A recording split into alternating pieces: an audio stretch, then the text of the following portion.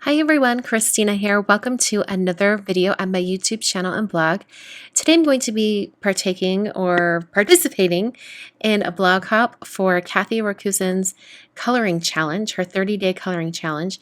And I'm going to be using a different palette. This is a palette that I've had for a couple months, and it's called the Portable Painter. And it's meant for travel or on-the-go painting.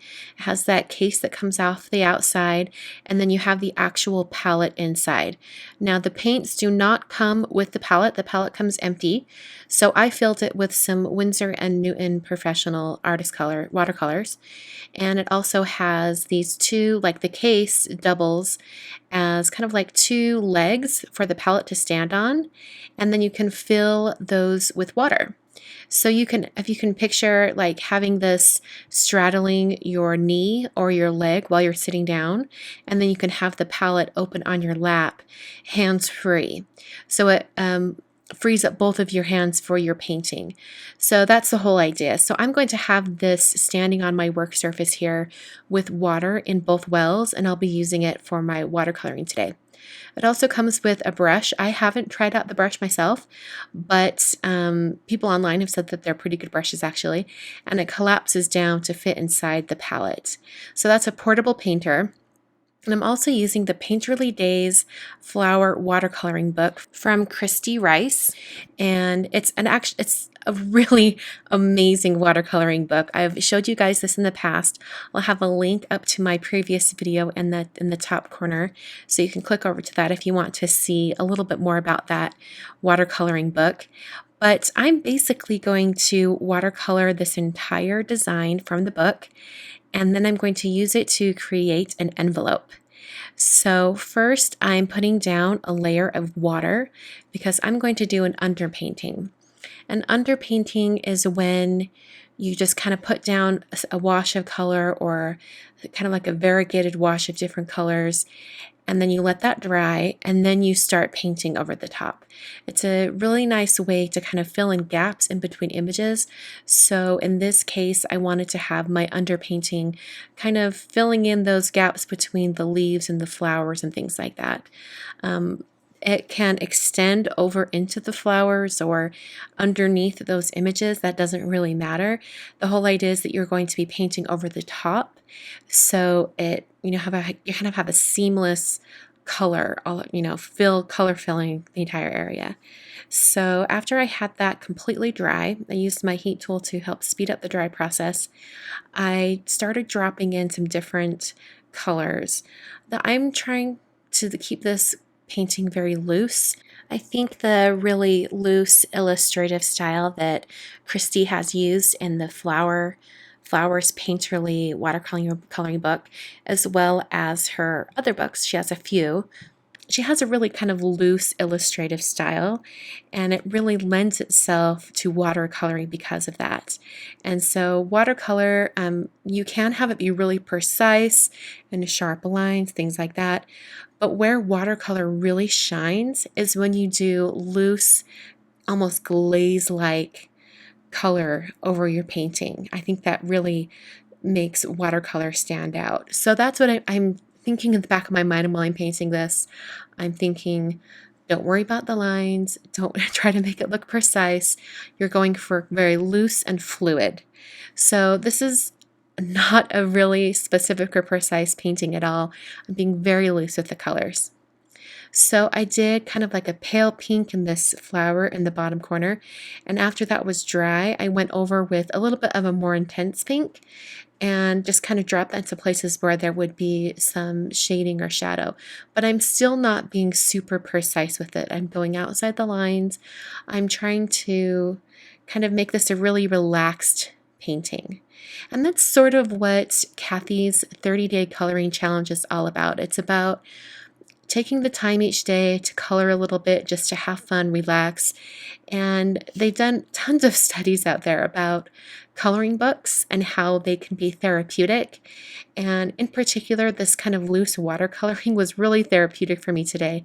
I had some music playing, in the background, I just painted along, and I knew I wasn't going to be using this as like a focal point for a card or anything. I was going to make it into an envelope. So I was, just trying out different things. So this kind of darker red flower in the top corner, I kind of did some more shading on that and then decided that I kind of liked it when it was not quite as dark, but I knew I would be cutting this down and I kind of figured that flower wouldn't show much. So I thought I could experiment on that one.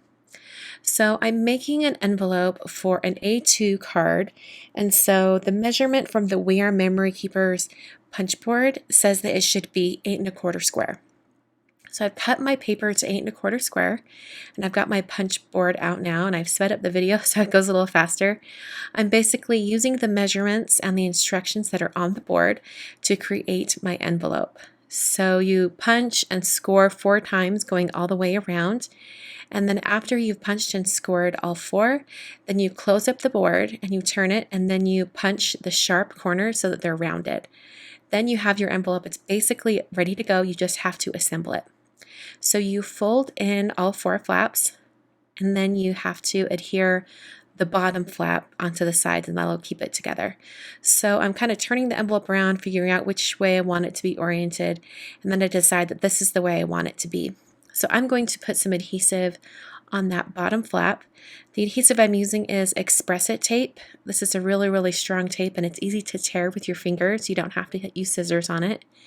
And I'm just putting some adhesive on this flap, and I'm avoiding the very tip of the flap because that will kind of overhang the sides, and I don't want to like tape my envelope closed. So I'm peeling off the release paper on this adhesive, then I'm folding up that bottom flap, and I have my envelope pretty much put together. So I'm going to be addressing this envelope, and all of those flowers, while pretty, are kind of distracting. So I'm going to paint, I painted kind of a darker black area, and I switched to some Dr. P.H. Martin's Hydrus watercolor for this in the color Carbon Black. I could have used the black from that portable painter palette that I was using. That's actually some Winsor & Newton paints, and I do have a black in there, but for some reason I had this out on my desk, and I thought, why not use it? So I did one layer of that black, kind of trying to keep it more transparent, and then I did another layer to kind of darken it up just a little bit. So I used my heat tool to speed up the drying. And now I'm using my oblique pen holder. It's the same one I used in my last video, as well as the same calligraphy nib. And I'm using my Finetec Gold palette. I'm using one of the golds from the palette, and I really particularly love this gold. It's the one at the very end. And when you want to use watercolors with a pointed pen like this, all you have to do is put the paint onto a paintbrush, and then you use the paintbrush to paint it onto the calligraphy nib. And that's how you get all of the paint onto the calligraphy nib. And it's super easy to do. It's a little bit more time consuming because you do have to take that time to add more of that paint. But I really love the look, and Finetec is a fantastic paint or medium to write with. So I have that little streak on the flap, and it wasn't quite big enough to add on my postal code and the country because it is going international to Australia, so I needed to include USA on there for the return address. So I put on my postal or zip code and then just added USA at the very bottom. So I went to USPS.com and I calculated postage to Australia. I put in that it was kind of like a bulky or rigid envelope, and it told me that it was about $2, and I think, what did that say, 34 or 54? I can't remember. But I figured out that 6 stamps would cover all the postage I would need to get to Australia. That was for going to Australia, and then also the non-machinable surcharge. So that's the envelope for today and the watercoloring. This is part of a blog hop for that 30-day coloring challenge.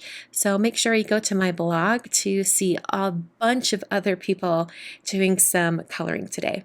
Thanks so much for watching, and I'll catch you guys in the next video.